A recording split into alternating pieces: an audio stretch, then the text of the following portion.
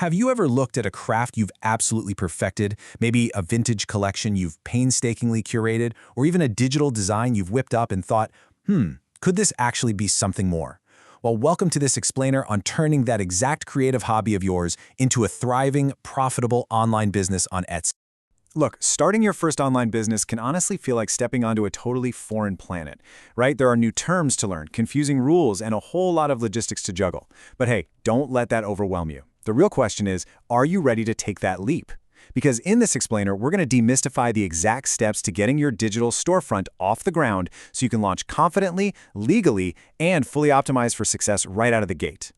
All right, so let's just dive right into our zero to launch blueprint. We'll be covering 6 main pillars today. First, the Etsy opportunity.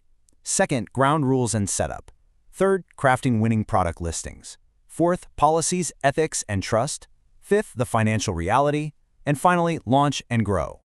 Starting things off with Section 1, the Etsy opportunity. Now you might be wondering, why choose Etsy over just launching your own independent website right away? Well, it all comes down to one massive thing: the audience. Etsy connects over 2 million active sellers with a truly global marketplace. And yeah, sure, the competition is heavy, but here's why this matters so much. This audience is specifically logging on to find unique, niche, and custom items.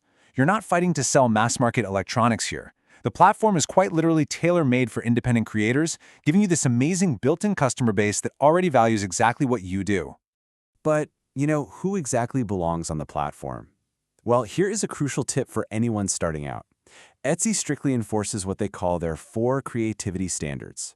Basically, to sell here, your item has to be made by a seller, designed by a seller, sourced by a seller, like craft supplies, or handpicked by a seller, which applies to vintage items that are at least 20 years old. The absolute key takeaway here is that mass-produced goods that you just list as handmade, those strictly violate policy. There really has to be a human touch in the process, no exceptions. Moving right along to Section 2, ground rules and setup. All right, before we get to the fun creative side of things, we do have to tackle some mandatory administrative realities, starting with age requirements. If you're under 13, you are strictly prohibited from using the platform. Full stop. If you're between 13 and 17, you're permitted, but there's a massive catch. Your account, the billing, and the actual shop ownership must be entirely managed by a parent or legal guardian. And listen to this, Etsy absolutely does not recognize co-ownership. If an underage seller slips through the cracks and gets flagged, Etsy will shut that shop down immediately. Like, there is 0 grace period to save your listings or your hard-earned reviews. It's just gone. Okay, so now let's talk about naming your shop. This is a step where so many beginners get completely stuck. And you do have some tight constraints here. Your name has to be between 4 and 20 characters, with absolutely no spaces or profanity. And obviously, it cannot infringe on existing trademarks. If you find your absolute dream name is already taken, don't panic. You can just add a professional suffix to it, like studio, co, or boutique. Getting this right is super vital because it permanently generates your custom URL, like shopname.etsy.com.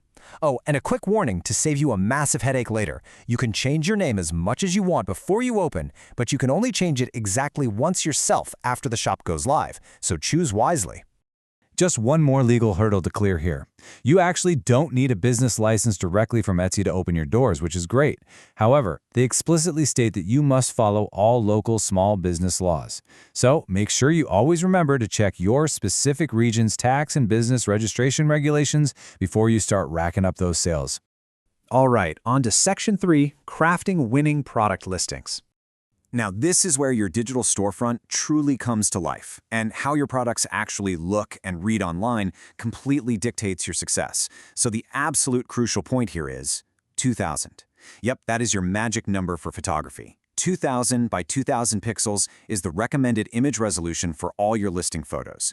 You want these super high-resolution images because buyers on Etsy love to virtually inspect what they're buying. At this size, when a customer zooms in to see the intricate stitching, the texture, or the finish of your item, they won't just see a blurry, pixelated mess.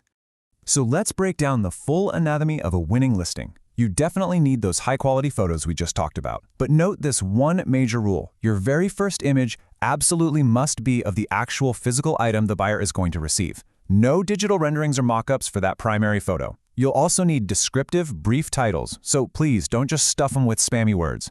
Make sure to add variations if you offer different sizes or colors. And write incredibly honest descriptions. Detail the materials used, and especially if you're selling vintage items, be upfront about any flaws. Finally, load up on strong keywords and SEO tags. By the way, SEO is search engine optimization, which basically just means using the exact words buyers would type into the search bar to find you. Oh, and keep in mind, you actually need at least one fully published listing just to officially open your shop.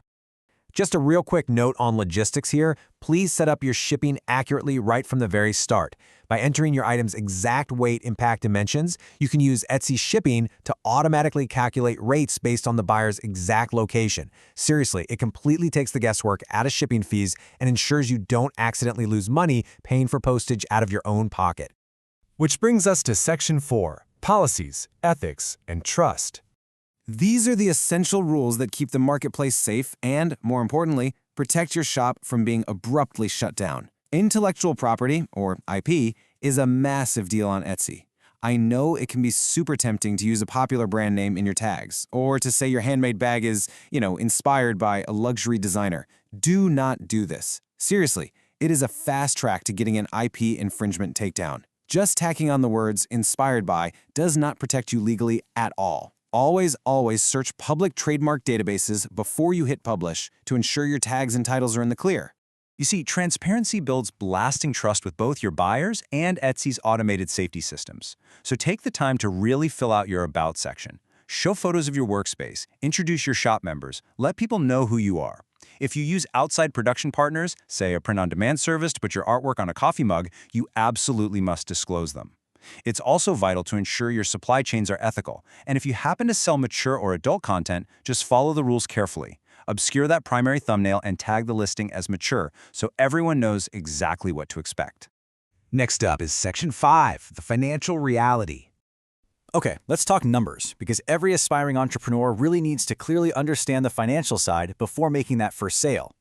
Creating your shop is totally free, but doing business on the platform, not so much. When you actually factor in the listing fees, the transaction fees, and the payment processing fees, Etsy generally keeps around 20 to 25% of the total order value. To put that into perspective, your take-home revenue will be roughly 75%. You absolutely must build these fees into your pricing strategy from day one. Otherwise, you're going to find yourself working incredibly hard for literally zero profit, and nobody wants that.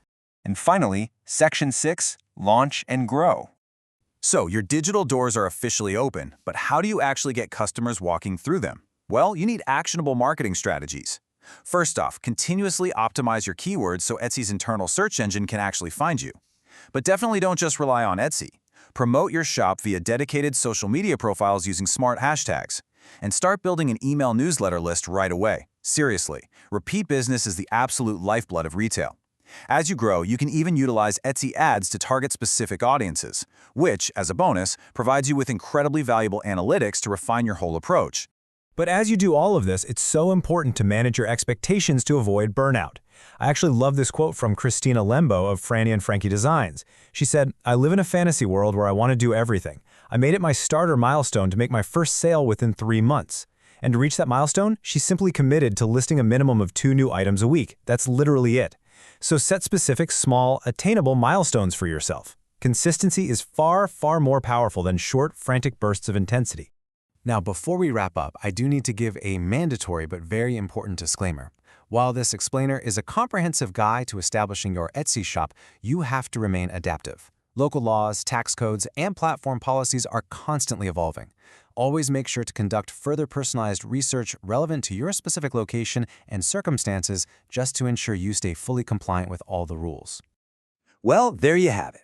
We've covered the opportunity, the legal ground rules, the anatomy of a perfect listing, those crucial shop policies, the financial realities, and some solid strategies for growth. The blueprint for your brand new digital storefront is now completely built in your mind. The only question left is, what unique creation are you going to share with the world first? Get out there and start creating.